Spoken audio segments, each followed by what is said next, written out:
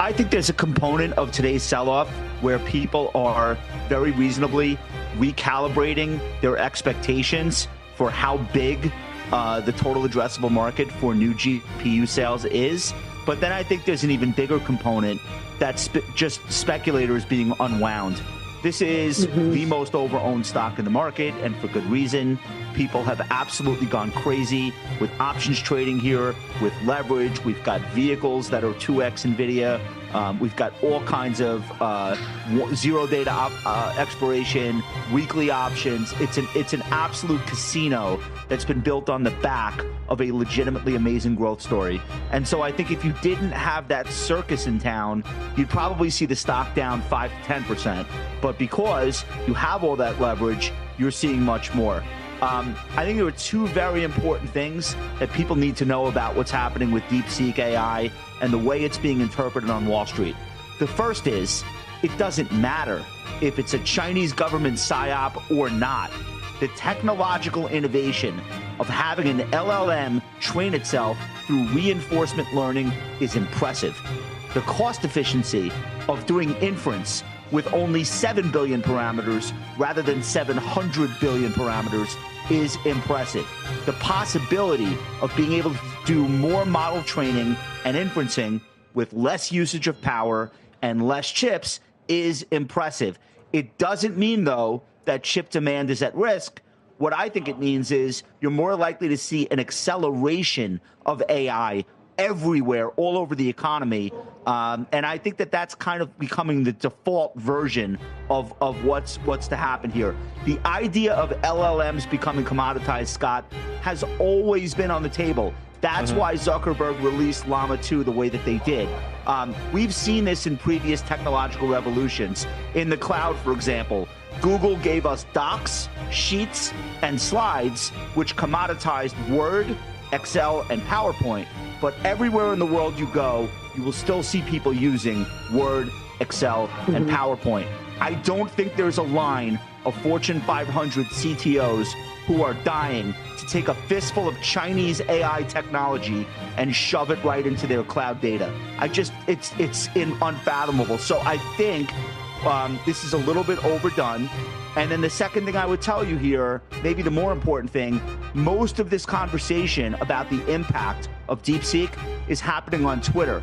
If you know anything about Twitter, X, if you know anything about X, you know it's loaded with hedge fund managers and asset managers who absolutely loathe the Mag 7. They've been waiting for this moment for 2 years.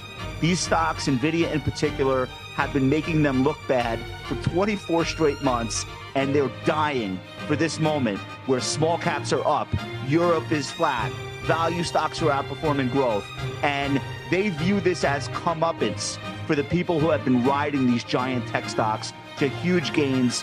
And I think because there's that desire to see these investors get beaten up a little bit, maybe that's why some of the rhetoric about this being the end of NVIDIA is getting so overdone. I think there's some wish casting happening here from some of the pseudonymous hedge fund managers. Bryn, I mean, I think one of the most important words that Josh used in that answer was if, because there are a lot of ifs and there are a lot of unknowns, whether this is all, even possible or not. Stacy Rasgon at Bernstein, who, by the way, is going to be on with me today on Closing Bell, says, we believe that the DeepSeek did not build OpenAI for $5 million. They say the panic, he does. He says the panic over the weekend seems overblown. Cantor Fitzgerald today says this is actually very bullish for compute and for NVIDIA, almost certainly leading to an AI industry wanting more compute, not less. They'd be buyers of shares on weakness like you're seeing today, which is the worst day for this stock since March of 2020. Do you agree with that? Do I agree to buy more shares today? I'm not sure. Let's see it flesh out. But where I do agree with Stacy, and I think that as an investors, this is what a good old-fashioned unknown looks like. It comes out of nowhere. No one's prepared for it. And this is what you see: NVIDIA down 17, Vistria down 30. But what I do know, if you read the technical paper, it says apparently in the technical paper that the $6 million does not include costs associated with prior research on architectural algorithms, et cetera, et cetera. So I think that you have this, what I would call a fast follower, that took all of the success of ChatGPT, OpenAI, et cetera, really smart folks. The smart folks are not stuck in the US, they're all over the world, and they've done something incredibly innovative. And so I think that the overreaction is this like $6 million number, and to think that they did this out of nowhere when the paper actually says that cost does not include these other items, which we don't know. And so I think as an investor, you have to like understand your positioning, understand, to Josh's point about the large language models. You know, I'm a big fan of Alex Karp. I'm sure he's kind of laughing today at Palantir because he's been saying forever, LLMs are the commodity. It's what you build on top of that is what's going to create the return.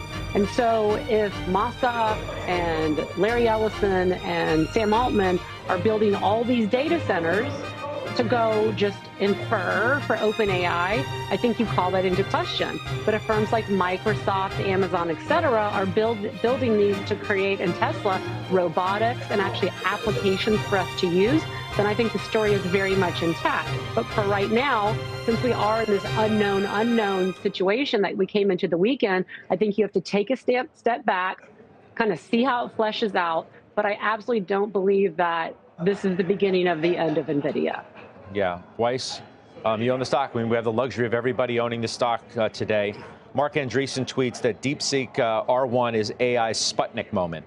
Yeah. For those who are, wondering what all of this means, and as I said, there's a lot of ifs. Like, we don't really know what all of this is really about, what's true, what's not true, the cost of this versus the cost of that. What do you think about your position for those who have large positions in NVIDIA today, who loaded up over the course of the last 18 months because they feel like that's the epicenter of the AI revolution story? What do you do? Well, unfortunately, and fortunately today, but it's only today, NVIDIA is not a large position for me, as I've been saying. And is for some. Many. It is for some. Is for many. And what I would say is that the reason it wasn't a large position is because necessity is the mother of invention. So I don't recall any time in history of technology that I'm aware of where a company, and I've said this repeatedly, where a company like NVIDIA has been able to hold their technological edge. So I don't know what to do about NVIDIA now. To Bryn's point, there's so much we don't know. This is the knee-jerk reaction, largely driven by the market that we're in, meaning that ETFs are 50% of it, lots of leverage. But here's what I do know. If this is the future, in other words, lower costs, then I will tell you that Google, that Microsoft, that Meta should be up to date because their costs of building out new capabilities has just come down meaningfully.